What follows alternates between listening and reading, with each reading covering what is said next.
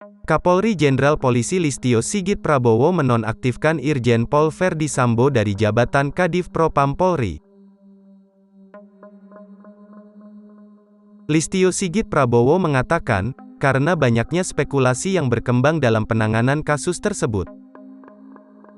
Spekulasi itu, disebut mantan Kabareskrim Polri ini, akan berdampak kepada proses penyidikan yang dilakukan oleh tim khusus kasus tersebut.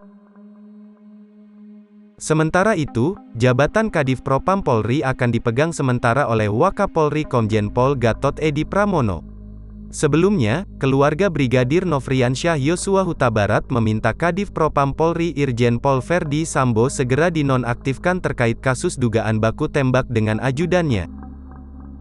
Permintaan itu ditujukan kepada Presiden Joko Widodo, Jokowi, dan Kapolri Jenderal Polisi Listio Sigit Prabowo. Selain Verdi Sambo, Kamarudin juga meminta Karopaminal Polri Brigjen Pol Hendra Kurniawan juga dinonaktifkan dalam kasus tersebut.